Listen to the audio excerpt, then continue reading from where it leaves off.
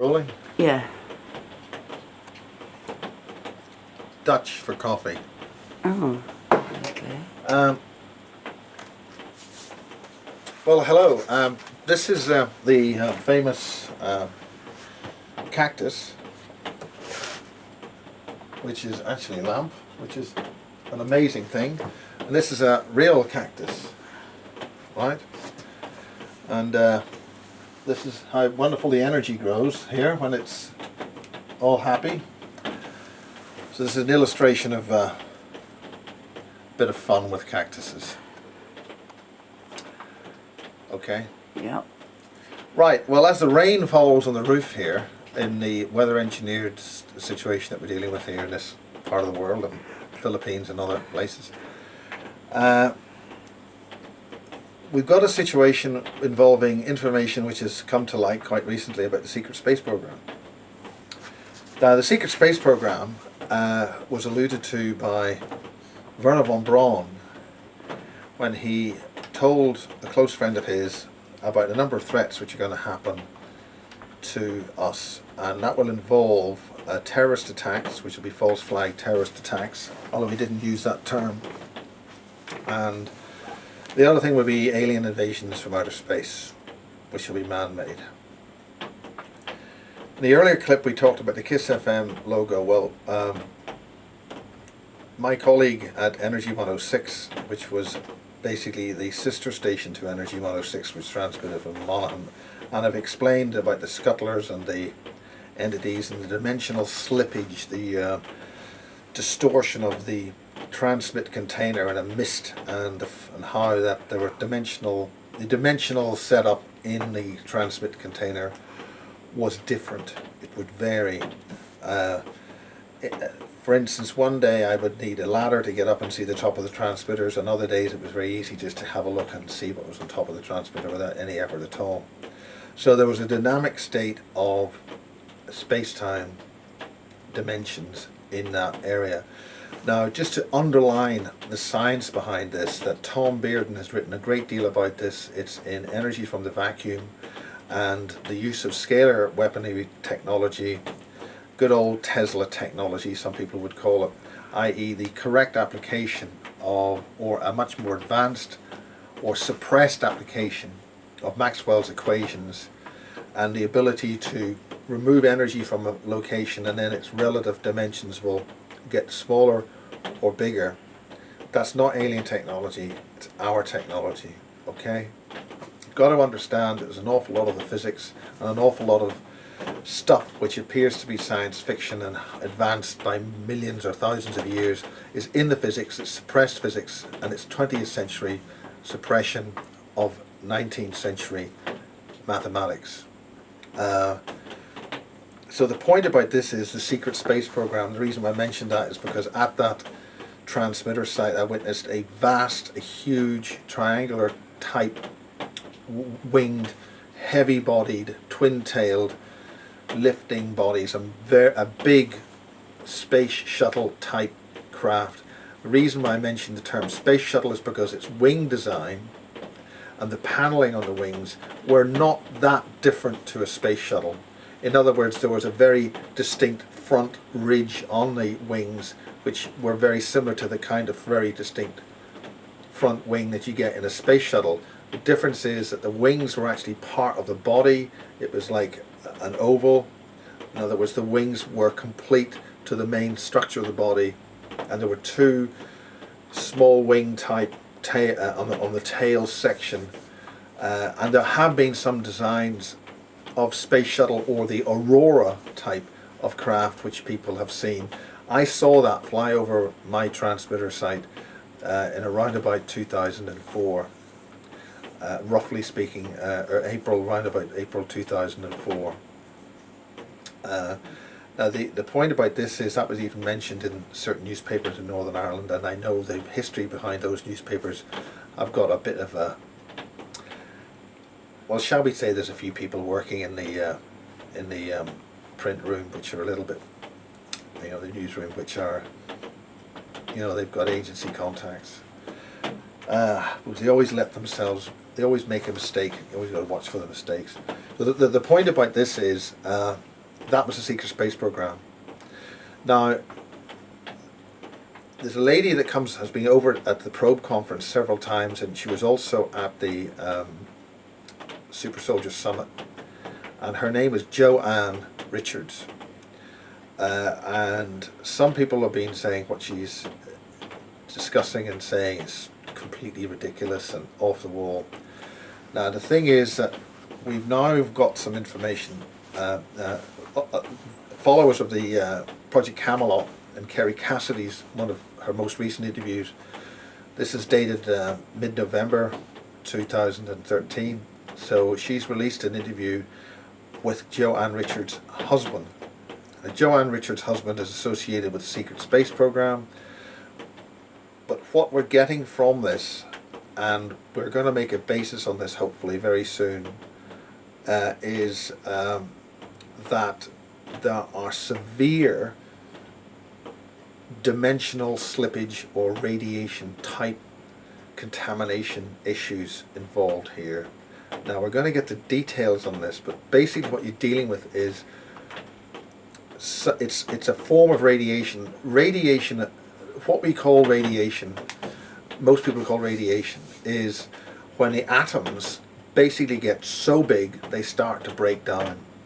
The matter starts to become unstable, and bits of the matter will fall off and emit as alpha, beta, and gamma radiation.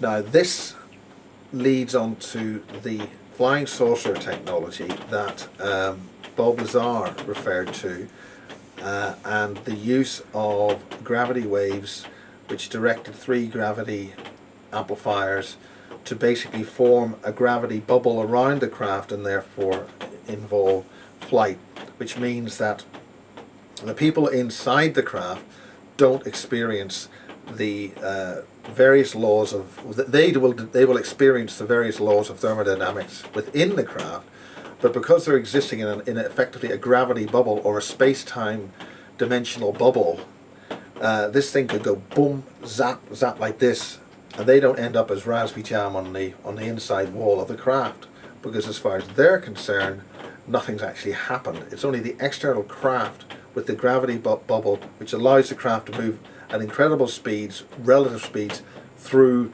the ocean or the sea of our so-called dimensional space. Now the point about this is that Ava Zemanova and basis 16 in Prague, I could be wrong, she's describing how her craft, or her alleged craft, was able to guide itself through the universe and through multiple different time-space fields. So just like a ship on the ocean navigates itself through the different ocean currents with the sails are, if you can imagine, the sea is a heavy, thick, sticky dimension, a much denser dimension of existence, and the ship is sort of guiding it like a wave over the boundary of this dimensional sea. If you could imagine the sea, if you translate that sea into our space-time or our thick, heavy material universe, a craft that wants to travel at immense speeds must get itself on the wave of that dimensional sea. So a spacecraft or interdimensional craft must actually fly or float or windsurf on that barrier between the dimensions. Now the thing about it is, if you're doing that kind of thing, your material, your actual physical body, this is always a problem with the problem with so-called space-time or time travel, is that your atoms that you're physically made of can get energized, or the stability of the spin axis on the atoms which you are physically made of as a body in the earth, because we live on the earth, and that's the place where you live, right? If you want to start getting off the earth, you've then got to start dealing with the potential effects of the contamination or the energetic disturbance of the material that you're physically made from. Now the problem about that is that we are a living entity some people call us a soul, and we use these bodies in this dimensional glue that we're in, this three-dimensional space-time field that we're in on the Earth. Now the point about that is that Eva Zemanova's description that we're sort of interlocked in a multiple enfolding complex sea of multiple or 3 or 4 different space-time fields, which means if you're going to try and get out of here, you've got to be able to navigate and go along the current flows, the flows and the ebbs between all those interlocking, enfolding dynamic space-time fields. Otherwise you're going to get a bit sick. Now her husband, I suspect, and we're guessing here, or we're drawing a conclusion, the reason why the US authorities, and I use that in the loosest possible term. Whose husband? Joanne Richards' husband. Okay. Right, Joanne Richards' husband is in jail. Yeah. He's been put in there, throwing away the key. Kerry Cassidy's had an interview with him physically, but no recording devices. So you have to study what that interview really is. But some information indicates that Joanne herself is actually a severely contaminated person from these dynamic space-time fields. In other words, she's suffering from dimensional leakage. That means that this is going to have contaminating, disruptive influences on the material, physical existence where she's living.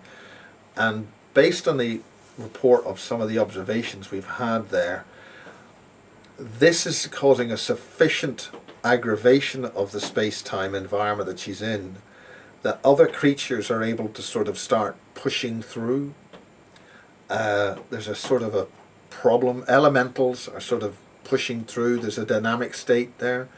In other words, in the same way that an electric current going through a wire in a bulb, if you push enough of it in through that bulb, that element in the wire, it'll emit light. It'll emit radiation, right? That radiation is electromagnetic energy. It's photonic energy packet information, which we call light. Okay, but it's also emitting heat and all those things. So the point about it is that the fact that her environment is so toxic, and these kind of things are happening, illustrates that potentially what her husband has gone through is something which creates a multiple set of copies or images or communications into different dimensions, into different realities, which means they can't kill him. They'll lose control of the other end of the stick or the other end of the wave. So for instance, it's a bit like a wire. When those kind of, you see when a wire falls down from an electricity pole, it's got thousands of volts on it, and it swishes around like a rope as it discharges and flashes. So there's a possibility that her husband, the reason why they have to keep him locked up is because he's not dimensionally stable in this reality. Now we've observed some of those effects at certain facilities in this country, and also certain ancient, not ancient, but buildings, which means that there are people who've got the ability to construct things which aren't quite dimensionally here. And that means they've got control of sort of gates which allow you to get between one reality and another safely without a dynamic disturbance. Joanne Richards' husband, and I'm speculating here, would appear to be heavily contaminated from his ability and time, it is claimed, that he's able to operate the so-called ET craft.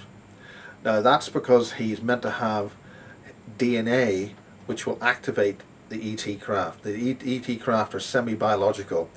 For instance, the computers that we've got in this room are elemental hyperdynamic or hyperspatial dynamic thought devices which are accessing a pool intelligence which allows them to operate in the way they do. But these are very, very crude devices. They're ET type devices, computer technologies, ET type devices which mind hacks. It gets in through your mind map, and that's where the scuttlers come in, because they're in there doing and monitoring, and they're acting like nerve cells of a group, a massively larger intelligence, which basically means our intelligence communities thought they were going to be wise guys. They've got hold of some technology, but they didn't get all of it. They've messed around with it, and they've really screwed up big time. So the point about this is that the dynamic state of fluidic reality is now bouncing around a little. It's a little bit out of control, because we have lost control of ourselves, as one individual said in Basis 2. So the interview and the connection with Joanne Richards' husband is a signature that we've got an uncontrolled dynamic fluidic space distortion problem. That could start with the use of the other computer systems and mass communication devices, which I illustrated with the mind control or mind hacking that they want to do, or are doing now, with multiple broadcast systems and facilities, means that some other set of intelligences are hacking our existence, and they're going to hack our consciousness for total control. And it seems that various races, the seed races on the planet, are racing, or are in a state of active racing, to gain control of this technology, because once they get control of the technology, they think they'll get home. They're not going to get home, they're just going to screw it up. So but they are screwing it up.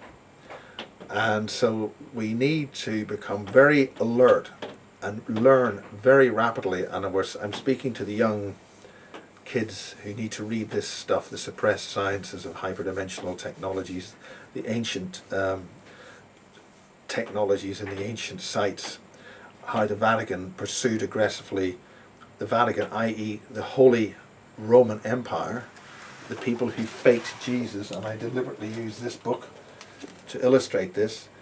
I'm not saying this book is correct, I am saying it's got a big problem. They successfully mind hacked us 2,000 years ago. We have a brief window of opportunity now to out mind hack the hackers. And this is a dynamic state of who's going to win. So we've got to get this sorted very quickly, because once this opportunity is lost, we're screwed for another couple of thousand years, like these guys did it 2,000 years ago at least. Okay? So we have to, I have not actually seen Kerry Cassidy's interview, but there's enough signatures from that, and there's enough signatures from mind control people in this country that we've got a very serious problem. And the fact that the intelligence community, the heads of the intelligence agencies, were lined up like a bunch of stool pigeons, saying everything's right, everything's fine, move along, oh, dreadful security lapse. Yes, you are the security lapse. You have failed humanity, and you're going to pay for it, because you're not going to get back, are you? So you're screwed. Anyway, have a cup of coffee and enjoy. Wow. That's as much as I'm going to